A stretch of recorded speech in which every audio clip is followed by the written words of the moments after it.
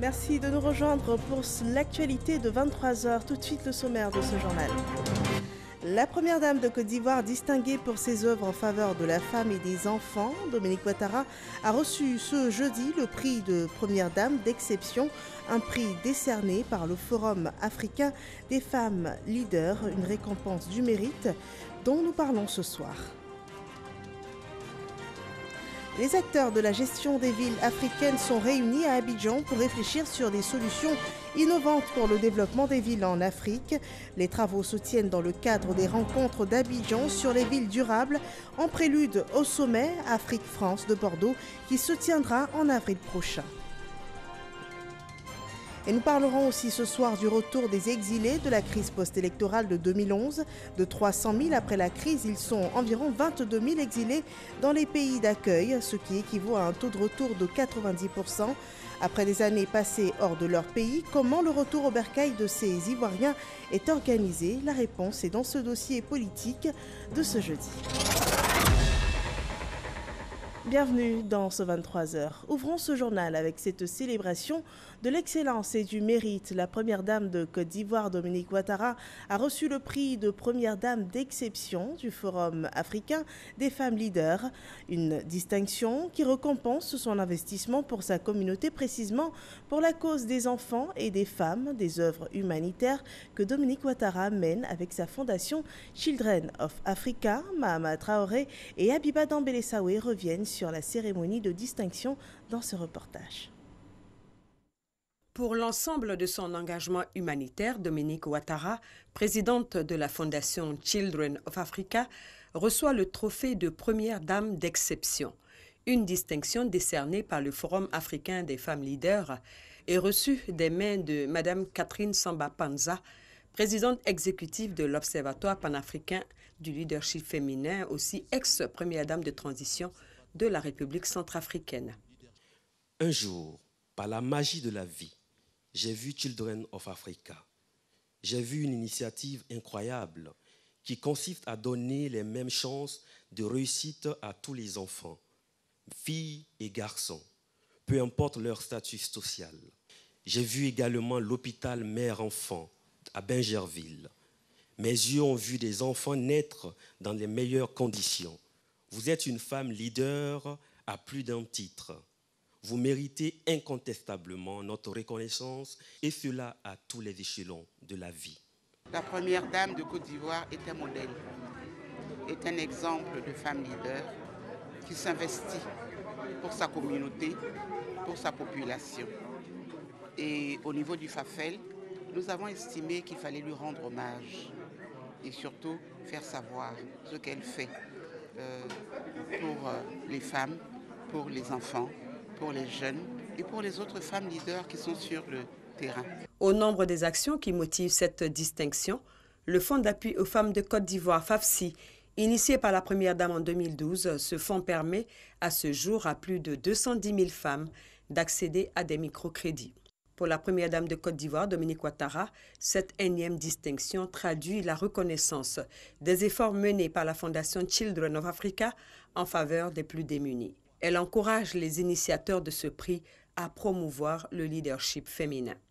Par le dynamisme du Forum africain des femmes leaders, vous donnez de l'écho à la voix des femmes et leur offrez l'opportunité d'exprimer tout leur potentiel.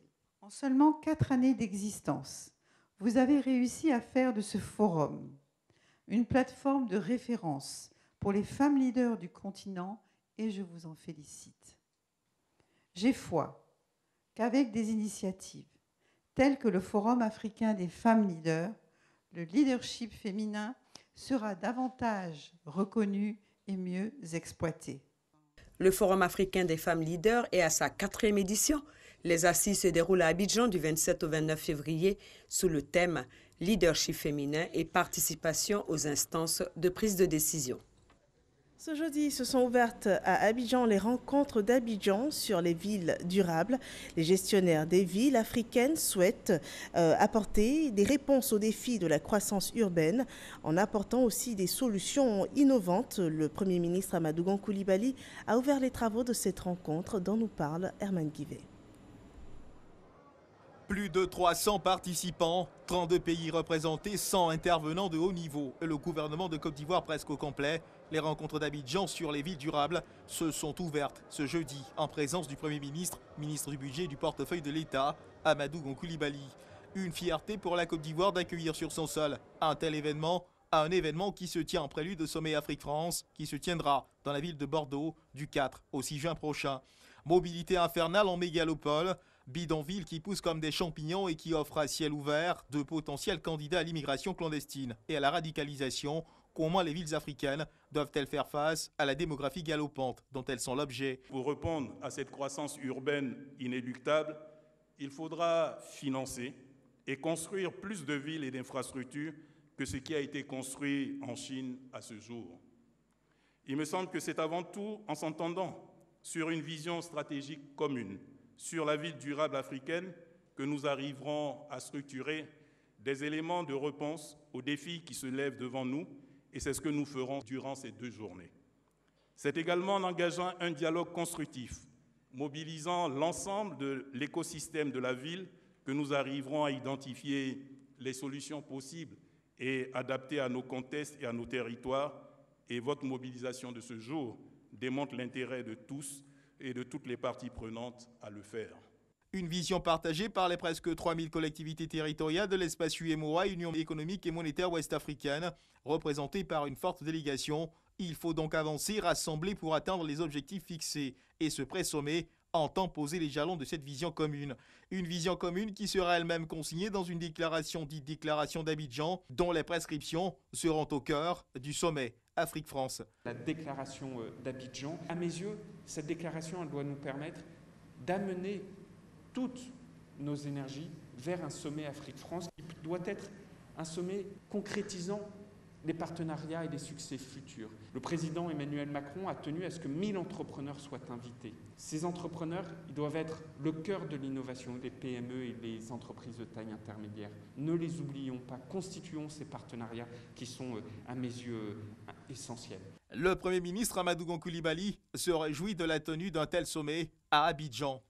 Monsieur le ministre vient de Normandie, qui avait été l'un des principaux acteurs du C2D, le contrat de désendettement et de développement de notre pays. Je voudrais saisir donc cette occasion pour émettre le souhait, au nom du gouvernement ivoirien, que dans le cadre du 3e CDD, la problématique de la ville durable puisse être incluse comme étant une priorité. Conscient du fait qu'il faut se concentrer davantage sur les possibilités qu'offre l'urbanisation en termes de prospérité et de bien-être accru au niveau national et local, ils sont nombreux, les décideurs qui, à l'échelle mondiale, régionale et nationale, admettent désormais que l'urbanisation est non seulement inévitable, mais constitue aussi une force considérable de transformation. C'est l'option que son Excellence M. Alassane Ouattara, président de la République de Côte d'Ivoire, a choisie en créant le ministère de la Ville en juillet 2018. Le sommet Afrique-France à venir sera une occasion inédite où des centaines d'entreprises africaines et françaises présenteront les réponses possibles aux défis urbains. Fourniture de services de base, mobilité, agriculture citadine, vie pratique, art urbain, vie connectée, ainsi que les pistes de financement. En attendant, je fonde l'espoir que des travaux d'Abidjan sortiront dans des réponses innovantes et durables pour la transformation des villes en général et de notre continent en particulier. 2 jours, 10 sessions d'échange, 7 thématiques, un rassemblement exceptionnel des acteurs des villes et territoires durables à Abidjan.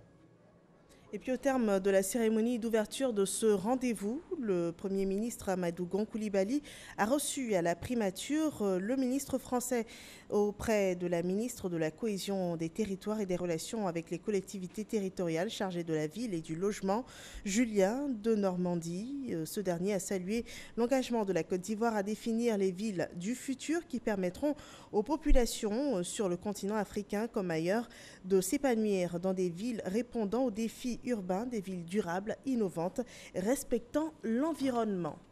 Dans le centre du pays, le président du Sénat s'est fait enrôler pour le renouvellement de sa carte nationale d'identité. Jeannot Ahoussou Kouadio a profité pour adresser un message rappelant l'importance de l'obtention de la carte nationale d'identité pour tout citoyen ivoirien, suivant ce reportage de Kader Sogodogo. Didier Vie, le président du Sénat, Jeannot Ahoussou Kouadio, est accueilli à l'entrée de la ville par les forces vives de la localité. À la sous-préfecture, le patron du Sénat va procéder à son enrôlement en vue de la confection de sa nouvelle carte nationale d'identité. Un acte républicain que tous les Ivoiriens sont invités à imiter sans préjugés. Je vais renouveler ma carte d'identité conformément aux nouvelles procédures instituées par le gouvernement. Ça n'a rien à voir avec l'élection. Chaque citoyen doit avoir une carte nationale d'identité. Dans un pays, il faut, dans toutes circonstances, dire qui vous êtes. Il n'y a pas une idée cachée derrière pour dire qu'on ne veut pas donner des pièces d'identité parce qu'il y a les élections, on veut faire de la rétention. Non, la confiance est là aujourd'hui, la confiance à tout point de vue, confiance, la communauté internationale. Nous devons nous-mêmes en tant qu'Ivoiriens réinstaurer la confiance entre nous, avoir confiance en nos autorités qui sont là pour le bonheur du peuple ivoirien. La couverture maladie universelle est un autre programme à l'agenda du patron du Sénat. Le monde rural n'est pas en reste. Le président du Sénat offre l'opération aux 420 chefs traditionnels du Bélier, sa région d'origine. Je suis sénateur élu de la région du Bélier et donc je me dois de donner l'exemple. Je me dois aussi de faire participer nos chefs, les gardiens de la tradition. C'est ceux qui constituent le dernier levier, la stabilité dans nos régions, dans nos villages. Donc je leur offre une année de soins. Pour cette opération, les premiers bénéficiaires ont pu recevoir leur carte des mains du donateur. À présent, cette autre activité du président du Sénat ivoirien, Jeannot Ahoussou Kouadio, a reçu l'ambassadeur d'Israël, Yair Yamoussoukro. L'excellence des relations entre Israël et la Côte d'Ivoire a rythmé les échanges. L'ambassadeur d'Israël s'est aussi exprimé sur le processus électoral. Il a encouragé les autorités ivoiriennes sur la voie de la démocratie tout en réitérant le soutien de son pays pour cette période électorale. Le secteur minier ivoirien enregistre une croissance pour ce qui est de ses activités, 761,995 milliards de francs CFA en 2019. De chiffre d'affaires, une hausse de 30,76 milliards de francs CFA par rapport au chiffre d'affaires de 2018. À cela s'ajoutent des mesures prises pour lutter contre l'orpaillage clandestin. 139 personnes ont été interpellées et déférées. Ce sont des résultats qui ont été présentés par le ministre des Mines, Jean-Claude Kouassi. Des précisions avec Francis Boifo. Le dispositif de répression des infractions au code minier a permis de lutter efficacement contre l'orpaillage clandestin en 2019. C'est le ministre des Mines et de la Géologie, Jean-Claude Kouassi, qui l'annonce. En un an, 222 sites d'orpaillage clandestin qui ont été effectivement traités, 139 personnes interpellées et déférées devant les tribunaux, du matériel saisi, 57 condamnations à la prison ferme et puis 31 clandestins étrangers interdits de paraître sur le territoire ivoirien. Les amendes dues aux condamnations ainsi que les dommages et intérêts s'élèvent à 3,518 milliards de francs CFA. Le ministre Jean-Claude Kouassi ajoute que le gouvernement va redoubler d'efforts pour mettre fin à l'orpaillage clandestin et moderniser le secteur minier en pleine croissance. 761,995 milliards de francs CFA de chiffre d'affaires en 2019 contre 582,298 milliards en 2018, soit une hausse de 30,76%. 13 993 emplois directs contre 13 327 en 2018, soit une hausse de 5%. La production d'or se fixe à 32,568 tonnes en 2019 contre 24 tonnes et demie en 2018, soit une hausse de 33%. Les recettes fiscales issues des activités minières en 2019 s'élèvent à 94,562 milliards de francs CFA contre 65,841 milliards de nos francs, soit une hausse de 43,62%. Le ministre des Mines et de la Géologie a l'ambition de faire du secteur minier le deuxième pilier économique de la Côte d'Ivoire. Il privilégie la promotion du contenu local en vue d'accroître la part des nationaux dans la chaîne de valeur des activités minières. La Côte d'Ivoire est un des leaders sur le continent en termes d'agriculture. Le pays était à l'honneur au Salon international de l'agriculture de Paris. C'était à l'occasion de la journée dédiée à la Côte d'Ivoire et à ses atouts agricoles. Cette journée a été animée par des conférences sur les défis de la modernisation de l'agriculture. Il a été présenté à cette occasion les actions menées dans le cadre de la mise en œuvre du programme national d'investissement agricole de deuxième génération, un programme qui a démarré depuis 2018. C'est une politique ivoirienne d'investissement agricole qui a aussi attiré bien des regards. Mamadou Kouassi nous en dit davantage. Ambiance à l'ivoirienne au Salon international de l'agriculture de Paris. Nous sommes à la journée dédiée à la Côte d'Ivoire, une occasion de promotion des produits du terroir ivoirien, notamment le cacao, l'escargot, la noix de cajou et le beurre de karité. En plus du volet socio-culturel, la journée ivoirienne aussi à 2020, c'est aussi l'aspect scientifique, avec des conférences publiques. Occasion pour le directeur général de la planification, des statistiques et des projets d'exposer sur l'agriculture ivoirienne face aux défis de la modernisation. Une intervention qui s'inscrit dans le cadre des actions de promotion du PNIA 2, un programme du gouvernement qui vise à promouvoir, selon le conférencier, les réformes agricoles et surtout la mécanisation à travers des agropoles. C'est de donner un contenu à la modernisation.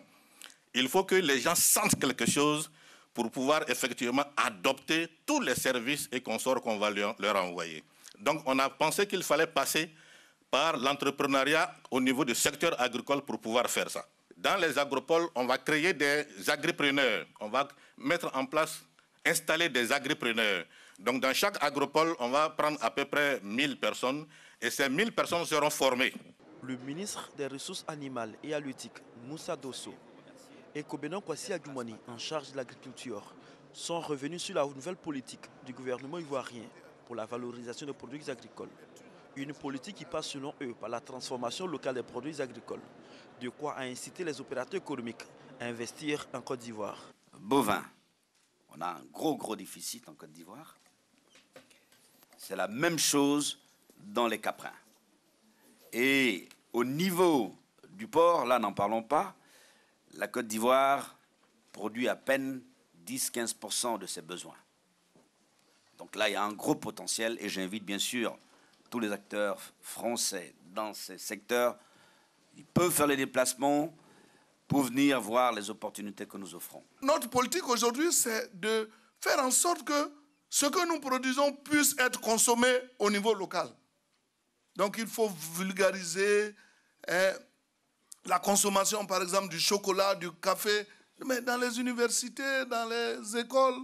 Donc c'est cette politique-là que nous devons faire pour rendre durable notre cacao. Cette rencontre scientifique a vu la mobilisation de plusieurs chefs d'entreprise et patrons d'institutions de laboratoires et de recherche. Tous venus s'informer sur la politique d'investissement dans le domaine agricole en Côte d'Ivoire. Nous en venons à présent au dossier politique. La crise post-électorale de 2011, elle a occasionné l'exil d'un grand nombre d'Ivoiriens. On en dénombrait 300 000 à partir de 2011 et en fin 2019, il restait environ 22 000 Ivoiriens dans les pays d'accueil, ce qui équivaut à un taux de retour de 90%. Il y a quelques jours encore, 106 personnes exilées au Ghana regagnaient leur pays, la Côte d'Ivoire. Ce retour au pays est orchestré par la Direction d'aide et d'assistance aux réfugiés et apatrides en collaboration avec le HCR. Comment se déroule cette action et surtout comment sommes-nous arrivés à ce taux de retour de 90%? Les réponses sont dans ce dossier de Michel Ticré.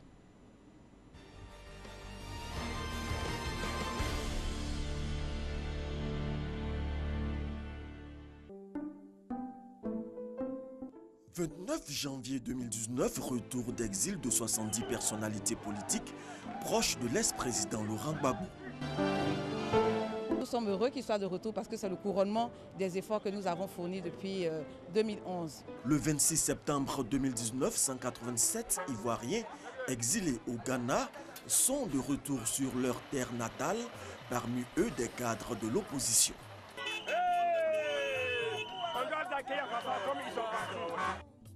Nous arrivons, le gouvernement est là pour nous accueillir, nous venons pour la réconciliation. Au cours de l'année 2019, ce sont 42 convois qui ont été organisés par le HCR et la DARA, la direction d'aide et d'assistance aux réfugiés et apatrides, pour le rapatriement de plus de 3000 exilés. Le résultat, en fait, il a été d'abord obtenu par mettre en place un cadre juridique qui permet ce rapatriement. Donc, je veux dire que les accords tripartites ont été signés avec tous les pays d'asile, donc entre le gouvernement de Côte d'Ivoire, le HCR et le gouvernement des pays d'asile. Donc, ce cadre juridique a permis de garantir le rapatriement de ces personnes. Comme vous le savez, le contexte national se prêtait déjà au retour de nos compatriotes, notamment des personnalités dont vous parlez. Parce qu'il faut noter que le chef de l'État, son Excellence M. Alassane Ouattara, a à maintes reprises tendu la main à nos compatriotes qui étaient encore en exil. Il leur a maintes fois demandé de reprendre, de regagner le chemin du retour. Et je pense que c'est déjà un point fort et un élément assez important qui a pu jouer justement dans leur décision de retour. À cela, il faut ajouter la signature par le chef de l'État qui, pour joindre l'acte à la parole, a, en août 2018, pris une ordonnance justement portant amnistie. Et donc, je crois que c'est aussi un second élément qui a pu jouer en faveur justement de ces retours que vous constatez là. À la suite de la crise post-électorale de 2011, 300 000 Ivoiriens sont en exil. Fin 2019, environ 90% des exilés ont regagné le pays. Quelle a été pour ces dernières années la recette pour atteindre ce résultat? Nous avons mené cette année près de 6 missions d'information et de sensibilisation auprès justement de nos compatriotes. Nous sommes allés jusque dans les camps de réfugiés. Nous avons expliqué à nos compatriotes toutes les mesures qui ont été mises en place par l'État de Côte d'Ivoire pour faciliter leur retour. Et nous leur avons donné la situation sécuritaire en Côte d'Ivoire. Ils ont eu des informations sur la question de l'emploi avec le volet emploi jeune. Ils ont eu également des informations sur le volet justement qui est géré par le ministère de la Défense, notamment la restitution des biens qui sont illégalement occupés. Et je pense que toutes ces garanties-là qui leur ont été données par rapport à toutes les préoccupations qui les concernaient sont autant d'éléments qui ont favorisé et qui ont pu justement booster les retours que nous avons constatés cette année. Mettre en place des mesures de nature à faciliter la réinsertion socio-économique des ex-exilés, la recette s'est avérée donc efficace. Parmi ces exilés, des fonctionnaires de l'État de Côte d'Ivoire, ils ont bénéficié d'une assistance. Une fois qu'ils arrivent, essentiellement, ce que la DARA fait, c'est de les orienter vers les ministères techniques qui sont habilités à les recevoir. Et il faut reconnaître que pour les fonctionnaires, le ministère de la fonction publique a beaucoup œuvré dans ce sens-là, nous a beaucoup aidé, entre guillemets, je dirais, parce que des efforts ont été faits pour que beaucoup de fonctionnaires puissent reprendre leur travail. Et la DARA fait essentiellement, continue de faire des plaidoyers. Nous recevons encore des dossiers, nous faisons des plaidoyers auprès des différents ministères techniques pour qu'ils puissent réintégrer nos compatriotes de retour d'exil. Les élèves de retour d'exil ne sont pas oubliés. En 2019, 51 écoliers ont été réinsérés dans le système éducatif ivoirien. Comme c'est des populations vulnérables et que les parents n'ont pas de moyens, nous les appuyons au niveau scolaire. Donc même on les assiste même jusqu'aux maîtres de maison pour lesquels on donne des subventions pour qu'ils puissent obtenir des maîtres de maison pour essentiellement ceux qui sont dans les classes d'examen. La politique de la DARA n'est pas de faire des rapatriés des éternels assistés. Après 3 mois, ils devraient être capables de se prendre en charge. Quand ils viennent, ils veulent déjà être pris en charge totalement. Or, on sait qu'ils reviennent chez eux. C'est là le problème. Ils n'arrivent pas à cerner clairement cette partie-là. Quand ils reviennent, nous, on a une marge d'assistance. Après, ils sont chez eux. Ils doivent se prendre en charge. C'est vrai, on les accompagne, mais ça doit s'arrêter. Pour cette année 2020, 2 convois ont déjà été organisés. L'un en provenance du Libéria et l'autre du Ghana. Nous pensons que nous avons enterré la hache de guerre. Nous allons nous battre et représenter dignement notre pays dans tout secteur. À ce jour, plus de 272 000 exilés ivoiriens ont regagné le pays. 22 000 sont toujours enregistrés dans des pays d'accueil, notamment au Ghana, en Guinée, au Libéria, au Mali et au Togo. Voilà un processus de retour d'exil clairement expliqué par Michel Digré. C'était le dossier politique. La commission électorale indépendante bientôt représentée à l'étranger. Les commissions électorales des représentations diplomatiques seront bientôt installées. 19 pays ont été choisis en fonction de la représentativité de la population ivoirienne. Au cours de cette mission, les commissaires et superviseurs procéderont à l'élection des bureaux de ces commissions, à la formation de leurs membres et ensuite à des rencontres de sensibilisation avec la diaspora ivoirienne résidant dans ces pays. On voit tout cela avec Michel Digré. Les commissaires centraux, avec à leur tête le président de la CEI, effectueront une mission d'installation des commissions électorales des représentations diplomatiques CERD à partir du 4 mars prochain. Ils sillonneront certains pays d'Amérique du Nord, d'Europe et d'Afrique.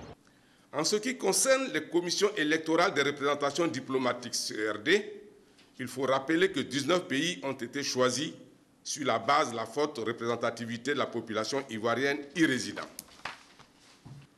Au cours de cette mission, les commissaires superviseurs procéderont à l'élection des bureaux des CERD, à la formation de leurs membres et ensuite à des rencontres de sensibilisation avec la diaspora ivoirienne résidant dans les différents pays visités. Cette mission s'inscrit dans la lettre et dans l'esprit de l'article 30 de la Constitution ivoirienne qui dispose « L'État assure la participation des Ivoiriens résidant à l'extérieur à la vie de la nation ». La CEI invite les Ivoiriens de la diaspora à se préparer pour s'inscrire massivement sur les listes électorales en vue de participer à l'élection du président de la République en octobre 2020. L'installation des commissions électorales des représentations diplomatiques concerne 9 pays d'Afrique, 2 d'Amérique du Nord, 7 d'Europe. Le 19e pays, qui est le Togo, n'abritera pas de CERD, mais accueillera un lieu de vote. Nous passons à présent à la page politique de ce journal. Le RHDP se veut plus efficace. Pour cela, la direction exécutive du parti a procédé à une évaluation de ses stratégies et activités. Abou Sanogo rapporte les conclusions de la rencontre. Le directeur exécutif du RHDP, les membres de la direction exécutive, les coordonnateurs régionaux, les ministres RHDP, les présidents des structures spécialisées font le point de leurs activités. Un mini-séminaire donc pour évaluer à mi-parcours les orientations données par le président du directoire lors de la cérémonie de présentation de vœux de nouvel an au président du RHDP, Alassane Ouattara. L'implantation effective du parti sur l'ensemble du territoire national, l'accompagnement des militants du RHDP et des Ivoiriens à s'enrôler en vue de l'obtention de leur carte nationale d'identité et traduit en acte la politique de proximité du RHDP. En somme, toutes les composantes qui permettent de gagner les élections en octobre prochain ont été passées au peigne fin. Ça a été pour nous un mini-séminaire qui nous permet aujourd'hui de repartir à nouveau sur le terrain, de repartir vers nos compatriotes pour donc non seulement consolider les acquis, mais de leur faire de nouvelles propositions parce que notre victoire de 2020 passe par la consolidation des acquis, mais par les perspectives aussi.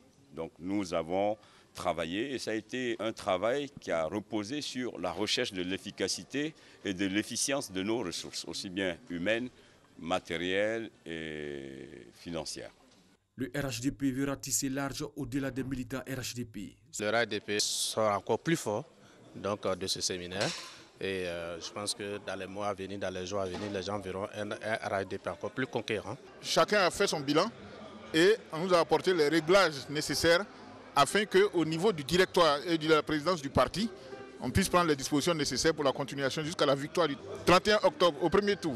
C'est vrai que beaucoup d'actions sont menées sur le terrain, mais il faut nécessairement s'arrêter pour évaluer l'ensemble de nos actions, recadrer un certain nombre d'activités afin que les coordonnateurs régionaux que nous sommes puissions mieux nous organiser afin que nous puissions gagner cette élection telle que l'a souligné le président de la République et le président de notre parti. Le directoire du RHDP se réunira lundi pour entendre le rapport du directeur exécutif sur le parcours et voir les perspectives. Ces conclusions mettent un terme à ce journal. Merci de nous avoir suivis. Demain à 23 h, retrouvez Kolo Koulibaly pour la messe de l'information. Et je vous retrouve lundi pour l'information d'ici et d'ailleurs. Portez-vous bien.